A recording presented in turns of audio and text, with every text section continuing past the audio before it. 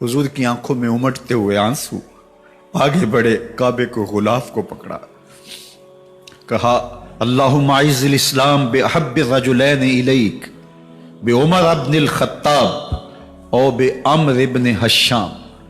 اے اللہ ایک شیر دیا ہے، ایک شیر اور دے دے، اب تیری مرضی، یا عمر بن خطاب دے دے یا عمر بن حشام دے دے۔ اگرچہ اس نے میرے اوپر پتھر برسائے ہیں، مجھے زخمی کیا ہے، لیکن اگر دین کی تقویت اس سے ہو سکتی ہے تو مالک مجھے کوئی غصہ نہیں۔ چاہے عمر بن حشام، یہ ابو جہل کا نام ہے، مجھے چاہے ابو عمر بن حشام دے دے یا عمر بن خطاب دے دے، ایک شیر دے دیا، ایک شیر اور عطا کر دے۔ حضور کعبہ کے غلاف سے لپٹ کے اللہ کے حضور دعائیں مانگ رہے ہیں۔ 39 لوگ اسلام لا چکے ہیں، 40ویں کا انتظار ہے۔ اللہ کے محبوب علیہ السلام کی دعائیں ہیں، حضور کی التجائیں ہیں۔ ادھر یہ خبر پورے مکے میں پھیل جاتی ہے کہ حمزہ بھی ایمان لے آئے۔ کفار پر سراسیمگی سی کیفیت پیدا ہو جاتی ہے کہ ہم تو سمجھتے تھے کہ یہ 2-4 لوگ ہیں، 10-15-20 لوگ جمع ہو جائیں گے، اور اس طرح کے لوگ بھی اگر ان کے ساتھ شامل ہو گئے تو ان کا راستہ نہیں روکا جا سکے گا۔ وہ سر جوڑ کے سوچنے لگے، ابو جہل کو کوسنے دینے لگے، اس نے کیوں یہ ظلم کیا کہ اس کا نتیجہ یہ پھر ہمیں بھگتنا پڑ رہا ہے۔ اس کے لیے کوئی تدبیر کرنی چاہیے، اس کے لیے کوئی حکمت سوچنی چاہیے۔ 26 سال کا نوجوان ہے، خطاب کا بیٹا ہے، نام عمر ہے، اپنے گھر کے اندر پیچ و تاب کھا رہا ہے کہ اگر یوں ہی اسلام پھیلتا رہا تو ہمارے بتوں کے خلاف اٹھنے والا یہ نظم اتنا پھیل جائے گا کہ روکنا مشکل ہو جائے گا، آباء و اجداد کی کہانیاں ختم ہو جائیں گی۔ یہ ایک نیا دین ایسے پنپتا رہا تو پھر اس کو روکا نہیں جا سکے گا، کون روکے؟ دل میں خیال آیا اس کا ایک ہی حل ہے کہ بانی اسلام کی زندگی کا چراغ گل کر دیا جائے، لیکن یہ اتنا بڑا کام کون کرے؟ سوچا خود کروں گا۔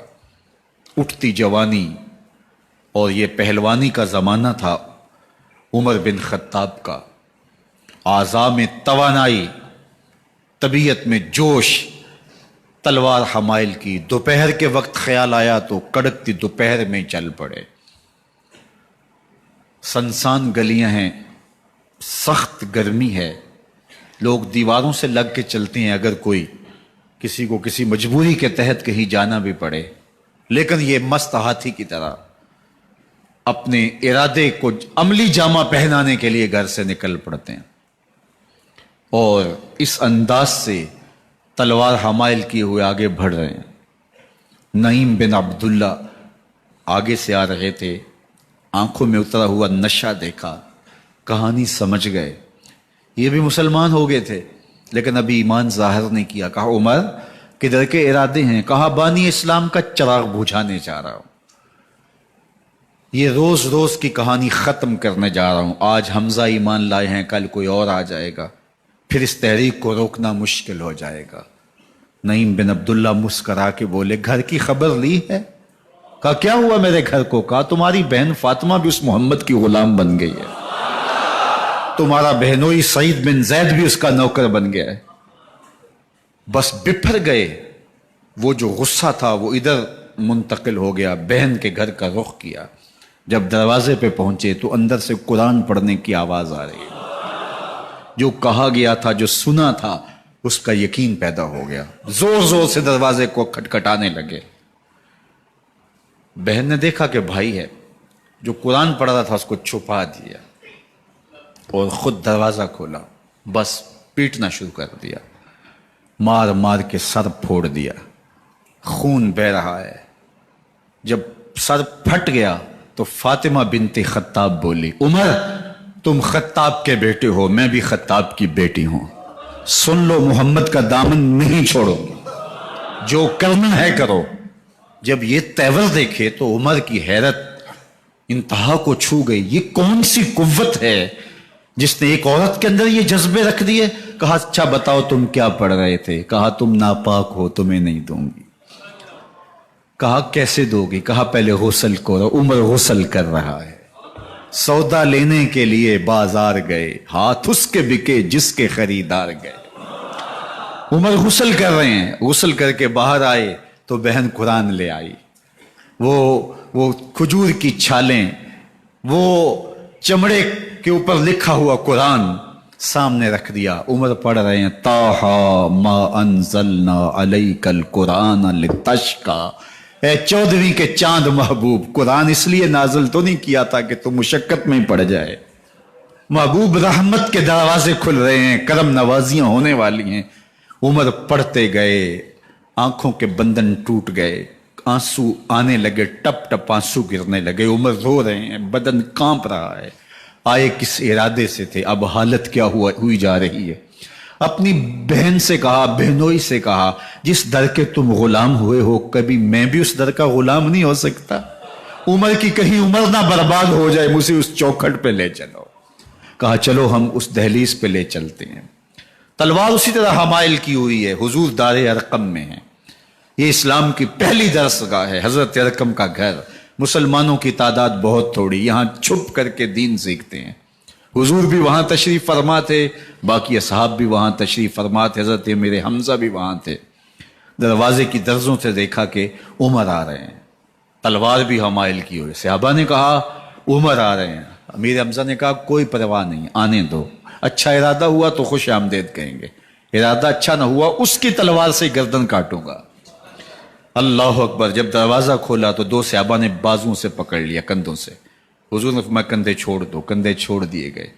آقا کریم علیہ الصلوۃ والسلام نے ان کے گلے کے اندر جو کپڑا تھا اس کو پکڑ کے جھٹکا دیا، اسلم عمر، عمر اسلام لاؤ۔ اللہ اکبر۔ اور ساتھ حضور نے حضرت عمر کے دل پہ ہاتھ رکھے، اللہم اہد قلبہ، اللہ عمر کے دل میں ہدایت ڈال دے۔ بس یہ جملہ کہنے کی دیر تھی اور حضور کا ہاتھ پھرنے کی دیر تھی، اندر سے کفر دھلتا چلا گیا۔ اور عمر نے کہا اشہد ان لا الہ الا اللہ واشہد انک رسول اللہ۔ جب یہ پڑا کلمہ تو حضور کی زبان سے بے ساختہ نکلا اللہ اکبر، اور صحابہ نے بھی اللہ اکبر کہا، اور اس زور سے کہا کہ مکے کی گلیاں گونجنے لگی۔ اب عمر ایمان لانے کے بعد حضور کی خدمت میں حاضر ہو کے عرض کرتے ہیں حضور کیا ہم حق پہ نہیں ہیں؟ فرمایا ہم حق پہ ہیں۔ کہ اللہ کا دین سچا نہیں ہے؟ فرمایا اللہ کا دین سچا ہے۔ کہا کہ آپ اللہ کے سچے نبی نہیں ہیں؟ فرمایا میں اللہ کا سچا نبی ہوں۔ تو فرمایا پھر ہم چھپ کے نماز کیوں پڑھیں؟ کہا کہ عمر تم جانتے ہو حکمت ہے، اتنے جو ہے وہ ہماری تعداد نہیں، اور کفار کا جور و ظلم و ستم۔ عرض کی حضور ہم کعبۃ اللہ میں جا کے نماز پڑھیں گے۔ مسلمانوں کی دو صفیں بن گئی، ایک صف کی قیادت امیر حمزہ کر رہے ہیں، ایک صف کی قیادت حضرت فاروق اعظم کر رہے ہیں، درمیان میں حضور چل رہے ہیں، اور روایات میں آتا ہے حضرت عمر چلتے جاتے ہیں اور ساتھ لا الہ الا اللہ پڑھتے چلے جا رہے ہیں۔ اور پھر جا کے وہاں پہنچے تو وہاں جو صنادید قریش تھے ان پر سختہ طاری ہو گیا۔ حضرت عمر رضی اللہ تعالیٰ عنہ جب ایمان لائے تو آپ نے ایک ایک کافر کے گھر کے دروازے پہ کھڑے ہو کے کہا، جب کوئی بھی شخص مسلمان ہوتا تو کفار اس کو مارتے، زود و کوب کرتے، ظلم کرتے، ستم کرتے، گھسیٹتے بازاروں میں، لیکن حضرت عمر ایمان لائے تو ایک ایک شخص کے دروازے پر کھڑے ہو کر کے کہا کہ تم کمزوروں کو مارتے تھے، میں تمہیں بتانے آیا ہوں میں محمد عربی کا نوکر بن گیا ہوں۔ بلکہ آپ نے اعلان کیا جس نے اپنی بیوی کو، بیوہ اور بچوں کو یتیم کروانا ہو اور اپنے ماں باپ کی کمر کو جھکانا ہو وہ عمر کے مقابلے میں آئے۔ اللہ اکبر۔ زنیرہ نامی ایک خاتون تھی، بہت کمزور،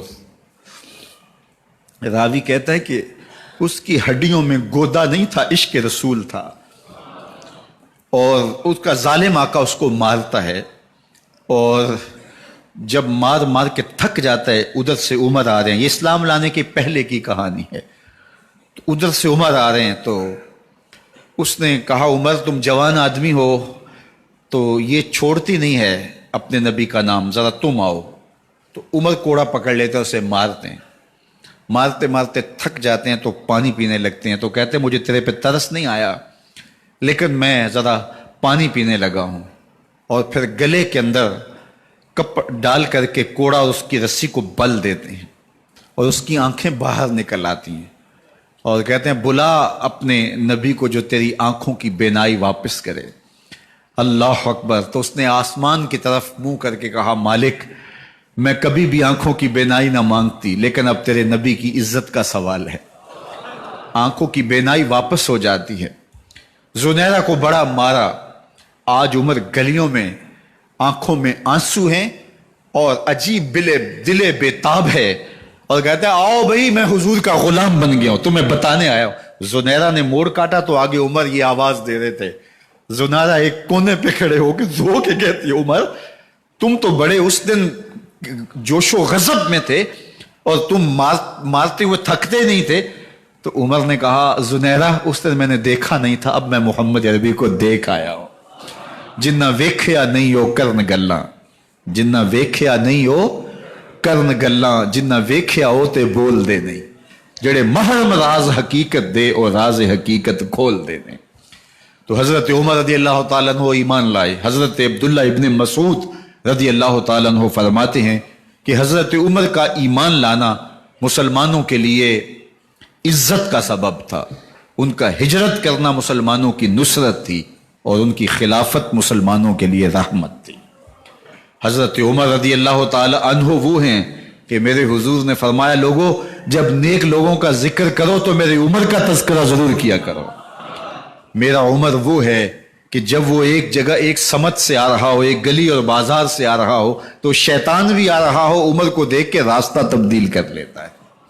حضرت عمر رضی اللہ تعالی عنہ کی طبیعت کے اندر جو جاہ و جلال تھا، طبیعت کے اندر جو سختی تھی، وہ اسلام کے اندر آ کر بھی قائم رہی، اور آپ نے وہی سختی، وہی جاہ و جلال جو پہلے مسلمانوں کے خلاف تھا، اب کفار کے خلاف، منافقین کے خلاف حضرت عمر کی طبیعت کے اندر وہ جوش و خروش بدستور موجود رہا۔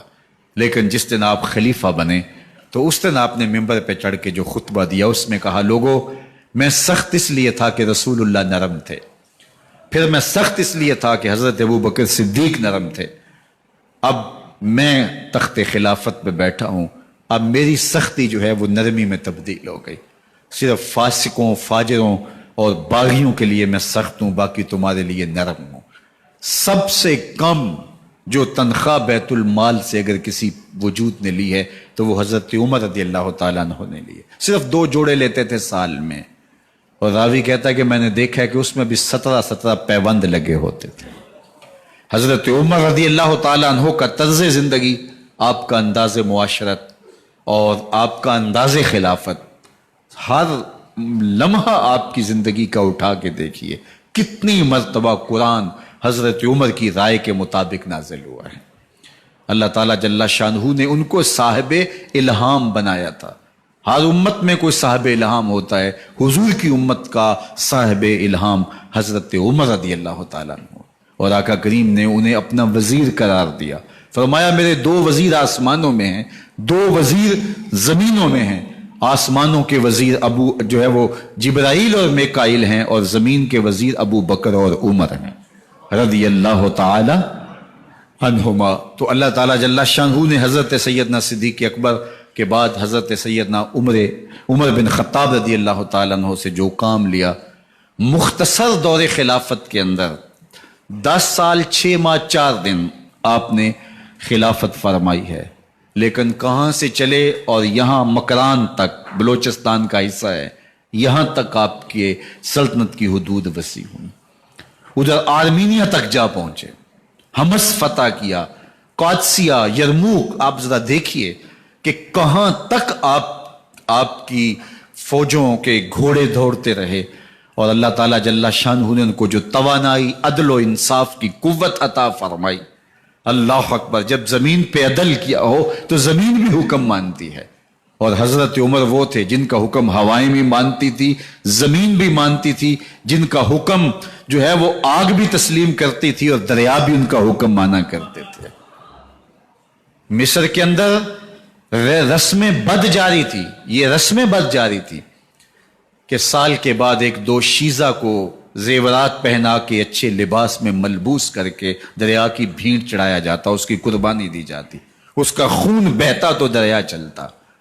جب اسلام مسلمانوں نے مصر فتح کیا تو گورنر نے لکھا کہ اسلام تو اس طرح کی رسوم کی اجازت نہیں دیتا، لیکن خشک سالی ہے، لوگوں کی فصلیں ویران پڑی ہیں، تو حضرت کیا کیا جائے؟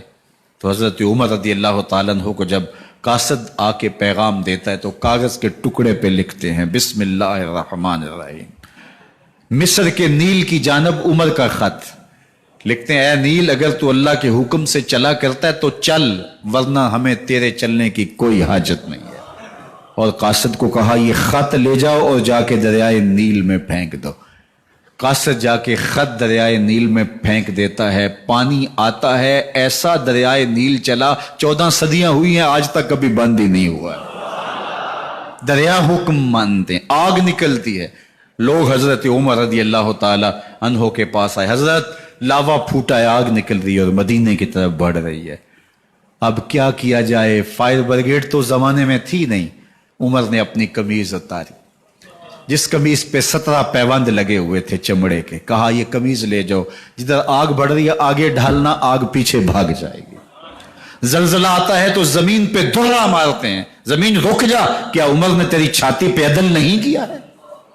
تو یہ عمر ہیں رضی اللہ تعالی عنہ کہ جن کے انصاف کی وجہ سے، جن کے عدل کی وجہ سے اللہ تعالیٰ کی رحمات اور اس کی برکات کا نزول ہوتا تھا، اور اللہ تعالیٰ نے مسلمانوں کو وہ آبرو مند حکومت دی۔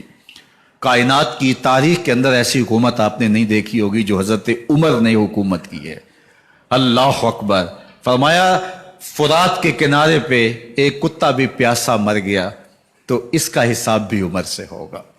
جب اتنے علاقے فتح ہو گئے تو ایک دن حضرت عمر بیٹھ کے رو رہے تھے، تو کسی نے کہا حضرت رو کیوں رہے ہیں؟ فرمایا کہ میں اس لیے رو رہا ہوں کہ فلاں پل سے بکریاں گزری ہیں، تو پل کے اندر شکستگی تھی، ٹوٹا ہوا تھا پل درمیان میں کچھ، اس میں ایک بکری کی ٹانگ ٹوٹ گئی ہے، تو میں ڈرتا ہوں کہیں اس کا حساب نہ لیا جائے، کہ میرا رب یہ نہ پوچھے کہ عمر تو نے پل صحیح تعمیر نہیں کروائے تھے کہ ایک بکری کی ٹانگ کیوں ٹوٹی ہے۔ یہ ہیں حضرت عمر رضی اللہ تعالی عنہ۔ اللہ اکبر۔ حضرت سیدنا عمر رضی اللہ تعالیٰ عنہ کی پوری زندگی آپ دیکھ لیجئے، آپ دن کو گھر میں بیٹھتے ہیں، دربار خلافت میں بیٹھتے ہیں، اور آپ کا دربار خلافت کیا ہے؟ کوئی عالی نصب محل نہیں ہے، مسجد نبوی کا صحن ہے، وہاں بیٹھ کے فیصلے ہو رہے ہیں۔ باہر سے سفیر آتا ہے اور آ کے پوچھتا ہے کہ میں امیر المومنین کے، مسلمانوں کے حکمران کے دارالامارہ میں محل میں جانا ہے، تو وہ مسکرا کے کہتے ہیں ہمارے امیر کا تو کوئی محل نہیں ہے۔ کہا کہاں ہے تمہارا امیر؟ کہا مسجد نبوی میں ہوگا یا بیت المال کے اونٹوں کی دیکھ بھالی کر رہا ہوگا، ان کی دیکھ بھال میں لگا ہوگا۔ وہ جب گئے تو مسجد میں نہیں ہے، اللہ اکبر، وہاں گئے تو وہاں بھی نہیں ہے۔ پھر کیا دیکھتے ہیں کہ عمر رضی اللہ تعالی عنہ جنت البقیع کے پاس ایک درخت کے نیچے اینٹ کا سرانہ رکھ کے سوئے ہوئے ہیں۔ تو اس نے کہا عمر تو نے عدل کیا ہے، تجھے کچی اینٹ پہ بھی نیند آ گئی، ہمارے حکمرانوں نے انصاف نہیں کیا، اور وہ بند اور محفوظ کمروں کے اندر بھی سکون اور چین کی نیند نہیں سو سکتے۔ حضرت سیدنا عمر رضی اللہ تعالیٰ عنہ نے اس طرح ان امور سلطنت نبھائے۔ آپ دن کو لوگوں کی دیکھ بھالی کرتے، لوگوں کی ضروریات سنتے سمجھتے، اور جب رات پڑتی لوگ سو جاتے، عمر مدینے کی گلیوں میں پہرا دیتے۔ کائنات نے کوئی ایسا بھی حکمران دیکھا ہوگا؟ اللہ اکبر۔ وہ مجاہد جو مختلف محاذات پہ گئے ہوئے ہوتے، ان کے گھروں کی دیکھ بھالی کرتے، ان کی ضروریات کا خیال رکھتے، ان کی آبرو کا پہرا دیتے۔ راتوں کی تنہائیوں کے اندر حضرت عمر اٹھتے اور جا کے گشت کرتے، چکر لگاتے، دیکھتے کوئی آنکھ پر نم نہ ہو، مفلسی کا کسی گھر میں ماتم نہ ہو، لوگوں کی ضروریات کا خیال رکھتے۔ اللہ اکبر۔ ایک دن حضرت عمر رضی اللہ تعالیٰ عنہ ایک گھر کے قریب سے گزرے، گھر سے دھواں نکل رہا تھا، سوچا کوئی مہمان ہوگا، گزر گئے۔ تھوڑی دیر کے بعد پھر دوبارہ اس گلی سے گزر ہوا تو پھر دھواں نکل رہا تھا، پھر گزر گئے۔ 2 گھنٹے کے بعد پھر دوبارہ ادھر سے گزران ہوا تو پھر دھواں نکل رہا تھا۔ رات کا پچھلا پہر ہے، ابھی تک گھر سے دھواں نکل رہا ہے۔ عمر رضی اللہ تعالیٰ عنہ نے دروازے کو کھٹکھٹایا، اندر سے خاتون کی آواز آئی اس وقت کون ہے؟ کہا ایک مسافر ہوں، پوچھنا چاہتا ہوں تمہارے گھر سے دھواں کیوں نکل رہا ہے رات کے اس پہر؟ کہا تمہیں اس سے کیا غرض؟ کہا نہیں مجھے تشویش ہوئی ہے، تو اس نے کہا عمر کی جان کو رو رہی ہوں۔ حضرت عمر رضی اللہ تعالیٰ عنہ نے کہا کیا ہوا؟ کہا کہ کھانے کے لیے گھر کچھ نہیں ہے، بچے ضد کر رہے ہیں، ہنڈیا کے اندر پتھر ڈال کر کے میں نیچے سے آگ دیے جا رہی ہوں، بچوں کہتی ہوں تھوڑی دیر ہے کہ بچے تھک کے سو جائیں گے انتظار کر کے، تو کچھ ہو تو پکے، اور بچے ہیں بھوک سے، شدت بھوک کی وجہ سے سو بھی نہیں رہے، اور میں یہاں بیٹھے عمر کی جان رو رہی ہوں۔ حضرت عمر رضی اللہ تعالیٰ عنہ واپس آئے، گھی کا کنستر اٹھایا، آٹے کی بوری لی اور ساز و سامان لیا۔ خادم تھا آپ کا اسلم بیت المال میں، اس نے حضرت یہ سب کچھ میں اٹھا لیتا ہوں۔ کہا حشر کے دن میرا بوجھ اٹھاؤ گے؟ کہا نہیں، وہ تو آپ کو اٹھانا ہوگا۔ کہا عمر کو آج خود ہی اٹھانے دو، اور اٹھا کے ان کے گھر آئے، اور گھر آ کے ان کو سب کچھ دیا۔ اور پھر اس کے بعد جب کھانا تیار ہوا، بلکہ روایت میں آتا ہے کہ جب آگ جلا رہی تھی تو عمر جھک کے چولہے میں پھونکے مار رہے تھے۔ اللہ اکبر! اس خاتون کو نہیں پتا کہ یہ کون ہے، یہ کوئی اجنبی مسافر ہے، میری مدد کر رہا ہے۔ پھر بچے جو ہے وہ جب کھانا کھا کے خوش ہوئے تو حضرت عمر رضی اللہ تعالیٰ عنہ نے دل میں سوچا اور کہا عمر جس طرح تو نے بچوں کو رلایا ہے آج ان بچوں کو ہنساؤ بھی۔ تو بچے بیٹھے ہیں تو عمر کبھی ادھر جاتے ہیں کبھی ادھر جاتے ہیں، جس طرح بچوں کو کھلانے کے لیے جو ہے وہ گھٹنوں کے بل اور ہاتھوں کے بل لوگ چلتے ہیں، حضرت عمر یوں چلتے ہیں اور وہ بچے مسکراتے ہیں۔ جب بچے ہنسنے لگے، کھانا کھا چکے، عمر اس خاتون سے مخاطب ہو کے کہتے ہیں بہن دیکھ عمر کی بڑی مجبوریاں ہیں، فسطاط، یرموک، کہاں کہاں آرمینیا، کہاں کہاں سرحدوں پہ محاذ پہ لوگ موجود ہیں، ان کی دیکھ بھال کرنی، امور خلافت، کیا کیا معاملے ہیں، تنہا اکیلے بیچارے کی جان ہے، وہ نہیں خیال کر سکا، چل تو اسے معاف کر دے۔ وہ بہن کہتی ہے تو اتنی ہمدردی کیوں کرتے عمر کی؟ نہیں، میں عمر کو معاف نہیں کروں، کل قیامت کے دن میں اللہ کے حضور عمر کا گریبان پکڑوں گی۔ تو دوسرے علاقے فتح کرتا تھا، میری خبر ہی نہیں تھی۔ اللہ اکبر! جب یہ بات کی تو عمر چیخیں مار کے رونے لگے اور ہاتھ جوڑ کے کہنے لگے بہن یہ تمہارے سامنے ہی تو عمر کھڑا ہے، یہ حضرت عمر تھے رضی اللہ تعالیٰ عنہ، اور اللہ کے محبوب علیہ الصلوۃ والسلام کے خلیفہ راشد، دوسرے خلیفہ، 10 سال 6 ماہ اور 4 دن آپ نے خلافت کی۔ اور تاریخ کہتی ہے اگر عمر رضی اللہ تعالیٰ عنہ کو 10 سال اور مل جاتے، یا مغربی مفکرین کہتے ہیں کہ اگر کائنات کو ایک عمر اور مل جاتا پوری دنیا پہ مسلمانوں کی حکومت ہوتی، کہیں کفر باقی نہ بچتا۔ لیکن بد باطن لولو فیروز نامی ایک مجوسی غلام نے نماز فجر پڑھتے ہوئے حضرت عمر بن خطاب رضی اللہ تعالیٰ عنہ پہ حملہ کیا، زہر میں بجھا ہوا خنجر آپ کے جسم میں سرایت کر دیا۔ آپ وہاں سے اٹھا کے گھر لائے گئے اور 4 دن تک مسلسل آپ اس اذیت اور تکلیف میں رہے۔ جب آخری وقت آیا تو اپنے بیٹے کو بلایا، کہا بیٹا میں نے ام المومنین سیدہ عائشہ رضی اللہ تعالیٰ عنہ سے پوچھا ہوا ہے کہ میرے مرنے کے بعد حضور علیہ السلام کی قربت میں مجھے جگہ دے دی جائے، ہو سکتا ہے میں امیر المومنین مسلمانوں کا خلیفہ ہوں تو اس وجہ سے انہوں نے اجازت دے دی ہو، جب میں فوت ہو جاؤں تو ظاہر خلیفہ نہیں رہوں گا، تو پھر جا کے ان کو دوبارہ کہنا کہ میرے باپ کا پیغام ہے، اگر وہ اجازت دیں تو مجھے حضور کی قربت میں دفن کر دینا، اور اگر وہ اجازت نہ دیں تو پھر جنت البقیع میں مجھے دفن کر دینا۔ جب حضرت سیدنا عمر بن خطاب رضی اللہ تعالیٰ عنہ کا انتقال ہو گیا تو آپ کے صاحبزادے ابن عمر حضرت عائشہ رضی اللہ تعالیٰ عنہا کے پاس گئے، کہا کہ میرے باپ کا سلام ہے آپ کے نام، انہوں نے آپ کو زندگی میں کہا تھا کہ حجرہ انور میں سیدنا صدیق اکبر کے ساتھ 2 گز جگہ مجھے بھی نصیب ہو جائے، تو آپ نے اجازت دے دی تھی۔ تو میرے والد گرامی نے فوت ہوتے ہوئے کہا کہ دوبارہ ام المومنین کے پاس جانا اور دوبارہ پوچھنا۔ اس وقت تو میں امیر المومنین تھا، ہو سکتا ہے وعدہ کر لیا ہو، لیکن اب اگر آپ اجازت دیں تو یہاں ہم قبر ان کے لیے کھود لیں، ورنہ ہم جنت البقیع میں دفن کر دیں۔ تو ام المومنین سیدہ عائشہ رضی اللہ تعالیٰ عنہ رو پڑی اور فرمایا یہ جگہ میں نے اپنے لیے رکھی تھی، لیکن عمر نے اسلام کے لیے خدمت اتنی کی ہے کہ میں نے خود ترجیح دی ہے، اس لیے میں اجازت دیتی ہوں کہ یہاں عمر کو دفن کیا جائے۔ اللہ اکبر! اور پھر وہاں حضرت عمر رضی اللہ تعالی عنہ کو دفن کیا گیا. یہ قبر میرے حضور کی ہے. ساتھ حضرت صدیق اکبر ہیں, ساتھ حضرت عمر فاروق رضی اللہ تعالی عنہ ہیں. جے شک ہووی تے چل مدینے, جے شک ہووی تے چل مدینے, ویخ لے جوڑ مزاراں دا, بن یار نبی دیاں یاراں دا. حضور نے فرمایا, ایک دن مسجد نبوی سے باہر نکل رہے تھے اور کچھ لوگ مسجد میں داخل ہو رہے تھے. حضور نے دائیں ہاتھ سے ابو بکر کا ہاتھ پکڑا تھا اور بائیں ہاتھ میں حضرت عمر کا ہاتھ تھا, اور جب لوگوں کو آتے ہوئے دیکھا ان کو مخاطب کرتے ہوئے کہا, ہاکذا نبعث یوم القیامہ, قیامت کے دن ہم قبروں سے یوں ہی اٹھائے جائیں گے. میرے دائیں ہاتھ میں ابو بکر کا ہاتھ ہوگا, بائیں ہاتھ میں عمر کا ہاتھ ہوگا. جے شک ہووی تے چل مدینے, آ ویخ لے جوڑ مزاراں دا, بن یار نبی دیں یاراں دا. تو میرے حضور نے فرمایا, جب اچھے لوگوں کا ذکر کرو تو میرے عمر کا ذکر بھی ضرور کیا کرو. تو حضرت عمر رضی اللہ تعالی عنہ اللہ کے محبوب ہیں. باقی صحابی مرید ہیں, حضرت عمر میرے حضور کی مراد ہیں. اللہ سے مانگ کر کے لیا ہے, اللہ عمر بن خطاب عطا کرتے, اور پھر اللہ نے عمر کی صورت میں اسلام کو وہ عظیم تحفہ دیا جس سے اسلام کی عزت بڑھی اور شان و شوکت میں اضافہ ہوا, اور اسلام کے جھنڈے چار داغ عالم کے اندر لگ گئے. اللہ مجھے آپ کو حضرت عمر کے نقوش پاک کی برکتیں عطا فرمائے, اور ہمارے حکمرانوں کو ان کے نقوش پاک کو خزرہ بناتے ہوئے اسلامی سلطنت کے خد و خال واضح کرنے کی توفیقات سے مالا مال کرے انشاءاللہ.